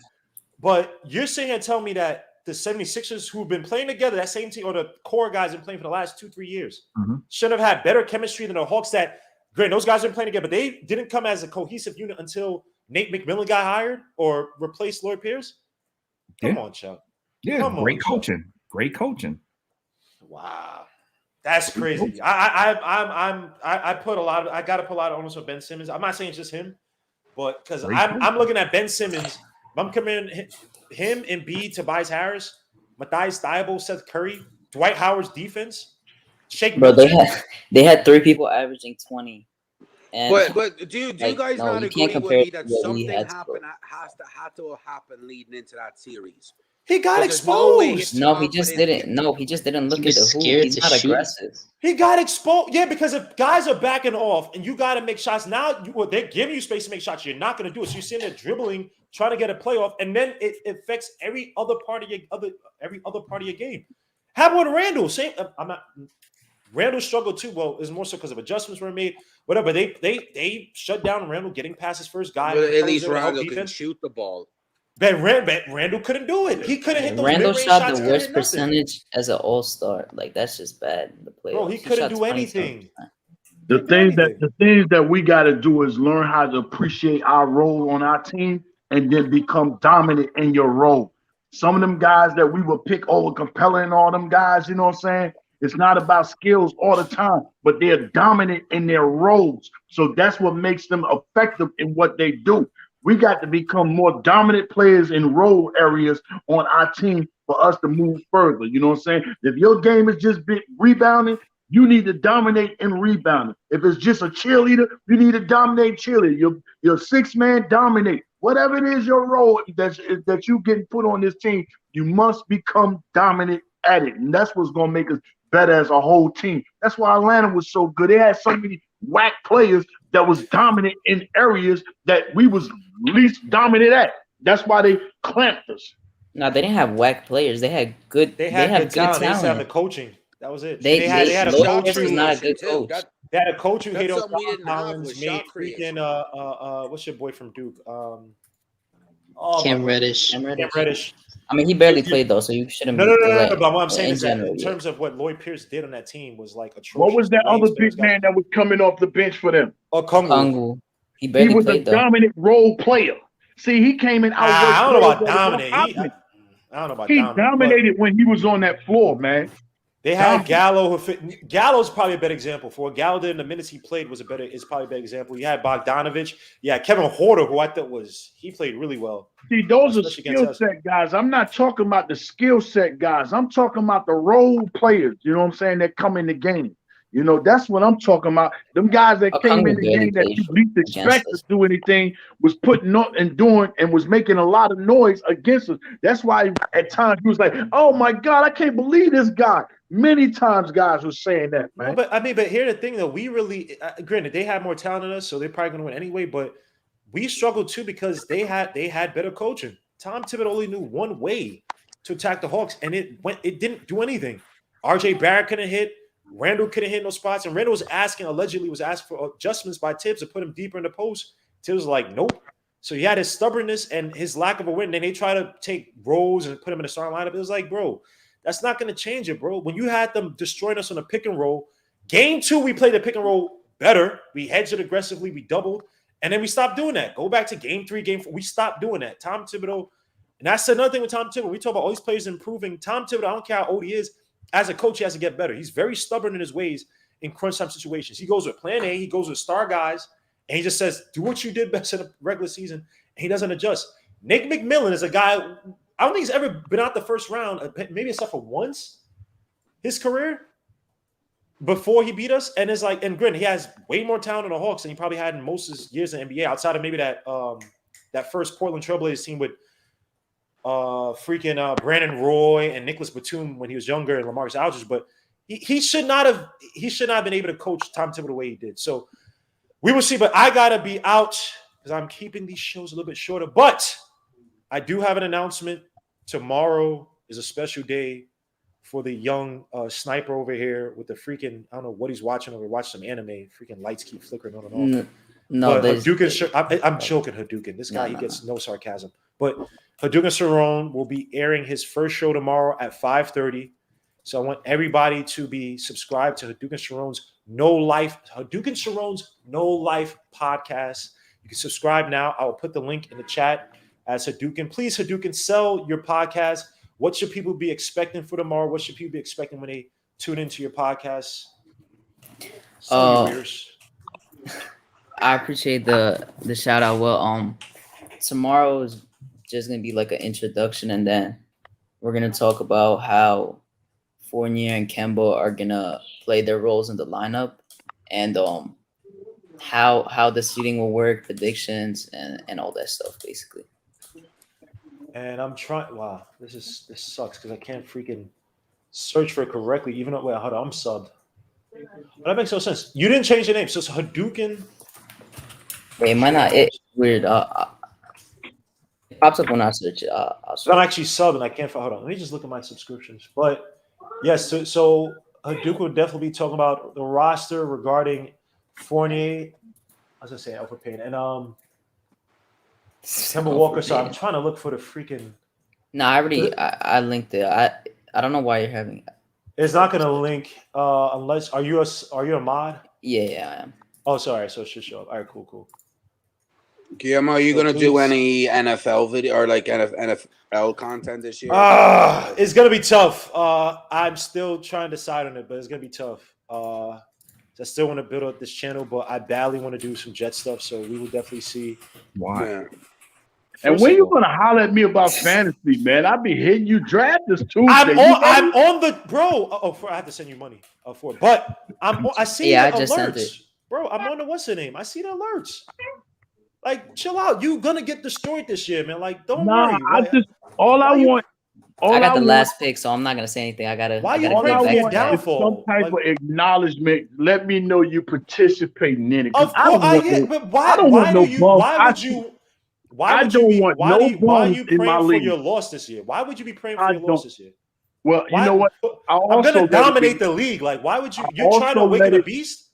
I also let it be known you can cross bet too. So you're gonna have your chance that even if you ain't playing me, you can cross bet. It's okay. I don't like how you smile when you said that. I don't like the shade. Some don't seem right about that. But don't worry. Look, I'm gonna dominate the league like I should. It's gonna be easy. But all I know is Cam, you live in Miami. Yo, drop that. First of all, on that one, Cameron, I'm gonna get a good back to back. That's all I know.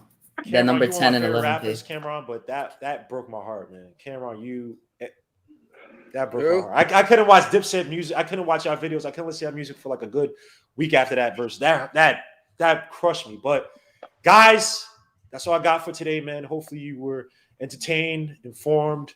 Maybe you hate me, I don't know, whatever. But please be subscribed to Hadouken Sharon's podcast, to Hadouken Sharon's No Life Podcast. Please be there at 5:30 tomorrow.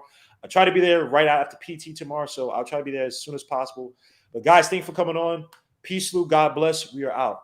Blessings, y'all. Have a good week, a weekend. Be safe this weekend. Peace.